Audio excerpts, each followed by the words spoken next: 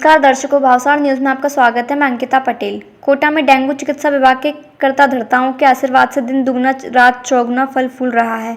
सरकारी आंकड़ों में अभी तक रोगियों का आंकड़ा 1500 भी नहीं छू पाया है। सरकारी आंकड़ों में डेंगू से मौत नहीं मानी गई है। आज हम सरकार के दावे पर सवाल खड़ा करेंगे। आम लोगों को गुमराह करने के लिए किस तरह से सफाई से झूठ बोला जाता है। पिछले 2 महीनों में ही डेंगू से 5 लोगों की मौत सामने आई है, बल्कि मौतें इससे अधिक में हो गई हैं। जानकारी में 5 मौतों की वजह ब्रेन हैमरेज को बताया गया है। कोटा के प्रसिद्ध न्यूरो सर्जन डॉक्टर दीपक बाजवा पिछले 2 महीने में डेंगू की वजह से ब्रेन हैमरेज के लोग उनके पास आए, लेकिन इन चारों को बचाया नहीं जा सका। चारों रोगियों का इलाज हो पाता उससे पहले ही उनकी मौत हो गई, उनकी जान चली गई। रोगियों के ब्लड में प्लेटलेट्स की संख्या 7000 से 10,000 के बीच में थी।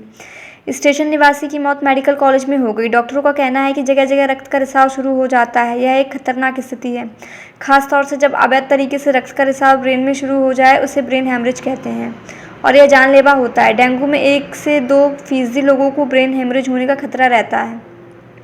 ब्रेन हेमरेज होने से पहले रोगी को बेल सी होने लगती है और उसे वेंटिलेटर पर रखना पड़ता है। डॉक्टर का कहना है कि हमारे पास डेंगू के काफ़ी मरीज आए हैं, जिनमें से 3 मरीजों की ब्रेन हेमरेज की वजह से मृत्यु हो गई है, जिनमें से कुछ मरीजों की स्थिति बहुत गंभीर थी। हमने सिटी स्कैन करवाया, वेंटिलेटर पर लिया। उन्हें काफ़ी दौरे पड़ रहे थे और ब्लीडिंग भी हो रही थी। मुंह से नाक से ब्लीडिंग भी हो रही थी। प्लेटलेट्स काउंट करवाए, काफ़ी कम थे और जब ब्रेन का सिटी स्कैन करवाया तब ब्रेन में हेमरेज पाया गया। और जब तक ऑपरेशन की तैयारी करते तब तक भी हमें समय नहीं मिल पाया और उन मरीजों की मृत्यु हो गई। हो सकता है सरकार इन बातों को ब्रेन हेमरेज से होने वाली मौतें बताए, लेकिन सवाल यह है कि इन रोगियों को ब्रेन हेमरेज हुआ कैसे अगर डेंगू नहीं हुआ तो। जिन रोगियों की मौत हुई है उनकी उम्र 27 साल से 55 साल के बीच है।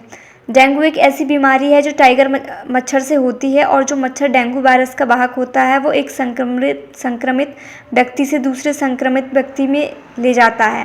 इसके लिए बेहतर तरीका है कि मच्छरों को पनपने ही ना दिया जाए। कोटा में पिछले 1-2 दशक से लगातार डेंगू वापस आ रहा है।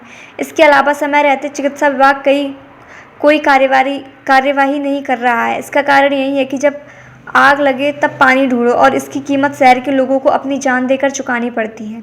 सरकार आंकड़ों पर जाए तो सरकार सच बताने से ज़्यादा छुपाने में यकीन करती है। कुछ साल पहले जब मलेरिया मौत का कारण होता था तब मलेरिया से होने वाली मौतें छुपाई जाती थी। फिर कोविड-19 आया तो कोरोना से होने वाली मौतों को मानने में सरकार विभागों का जोर आ गया। अब यही सब डेंगू में हो रहा है। वैसे कहावत है, कालीन के नीचे गंदगी छुपाने से सफाई नहीं होती। इसलिए सावधानी रखें। कोई भी बुखार डेंगू हो सकता है। जांच करवाएं, खूब पानी पिए और इलाज कराएं। कोटा से पवन भावसार की रिपोर्ट। धन्यवाद।